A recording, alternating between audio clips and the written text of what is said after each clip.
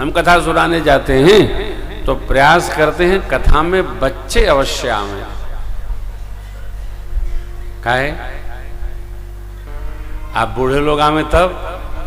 बूढ़े लोग तो आएंगे ही, लेकिन बच्चों को लेकर के आवे, क्योंकि बुढ़ापा के पास भगवत भजन के अलावा काम क्या है? विदेश तो है नहीं कि कोई और भी काम खटर पटर होगा। हम लोग भारतवर्ष में रहते हैं, इस मिट्टी में जन्मे हैं। भारतवर्ष का स्वभाव है भजनमय, धर्ममय, सत्संगमय, साधुतामय। तो बाबा के साथ, नाना के साथ, फूफा के साथ, ताऊ जी के साथ बच्चे जब भगवत भजन में, कीर्तन में, मंदिर में जाते हैं, उनका धीरे धीरे मन बनता है।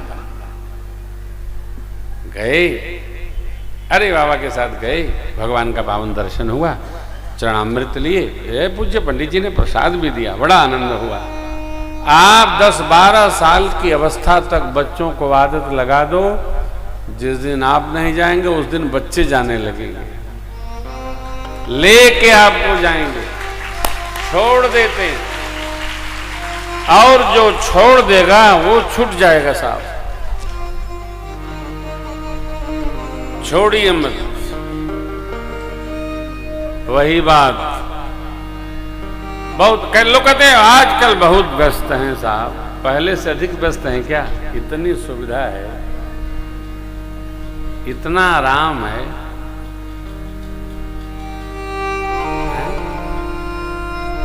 हम पहले जब आते थे दोहरी घाट, यहीं से बस पकड़ के हम जाते थे कानपुर दोहरी घाट। सबसे लास्ट बस 7 बजे चलती थी कानपुर की, वही बलिया वाली बस आती थी, 3:30 बजे चलती थी। ये दोहरी घाट होते चली जाती थी, बाद में वो फिर अकबरपुर होते जाने लगी, वो 3 बजे चलती थी बलिया से। अब बड़ा दिव्य। तो यहाँ 3-4 दुकानें हुआ करती थी, 1-2 मूंगफली की, लैया पत्ती की, पान की, कुछ और मिल गया तो मिल गया। इतनी दुकानें हो गई हैं कि वहाँ से, आज तो हमको वहाँ से आने में 25 मिनट लगा, एह पार आवे में।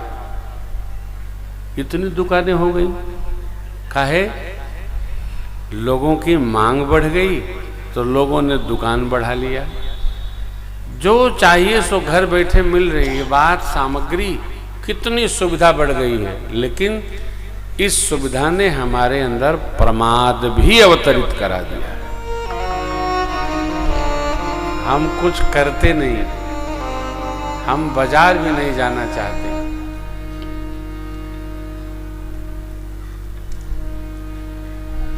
पहले हम लोग खेत में, क्या बोलते हैं वो, तरकारी बोते थे।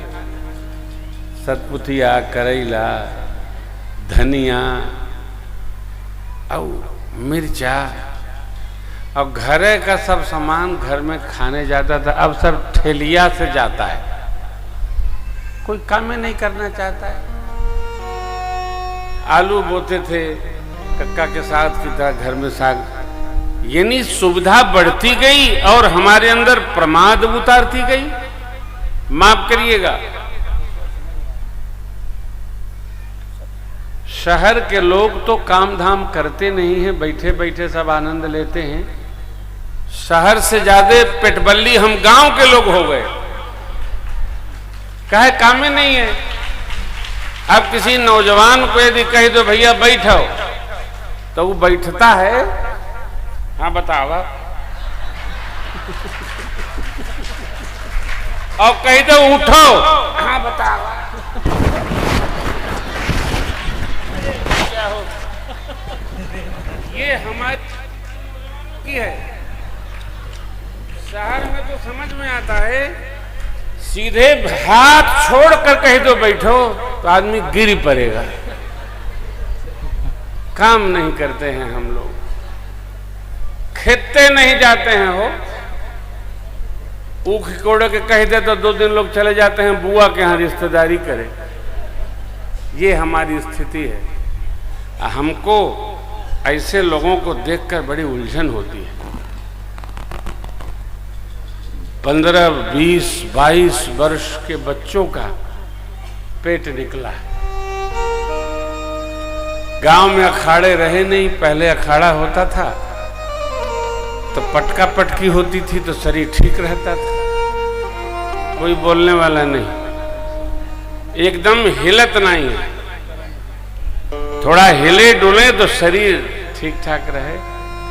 माफ करना और कठोर बोल रहा हूं, जो स्थिति चल रही है हर नगर में, हर गांव में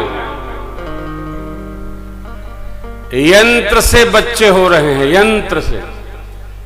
IVF सेंटर खुलते जा रहे हैं। कहें अतः ये युवाओं में ऊर्जा ही समाप्त हो गई।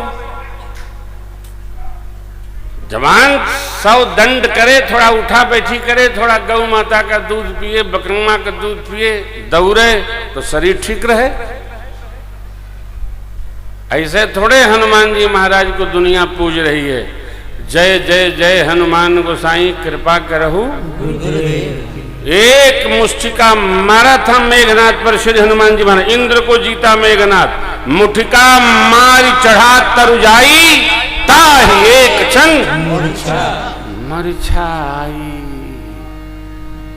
उठ बहोर के निस बहु माया किया, लेकिन जीत न जाई प्रभंजन।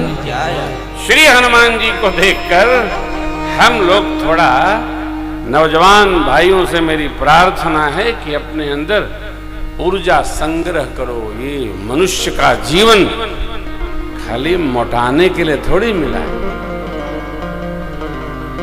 है। सुविधा का अर्थ ये नहीं कि हम प्रमादी हो जाएं, आलसी हो जाएं। सुविधा हमको मिली है तो ये शरीरिया ठीक रही तबे ना सुविधा का उपयोग होगा। ई शरीरिया राउर हवे भगवान बाबूजी, एकर निमने से राखी पल पल ध्यान बाबूजी। एकर निमने से राखी पल पल ध्यान बाबूजी। शरीरिया राउर हवे भगवान बाबूजी। शरीर माध्यम खलु धर्म साधनम। शरीर है तो धर्म होगा, शरीर है तो यात्रा होगी, शरीर है तो तीर्थ होगा, शरीर है तो परिवार का पोषण करेंगे कमाकर। शरीर नहीं रहेगा तो क्या करेंगे? यावत् स्वस्थ शरीरमिदम्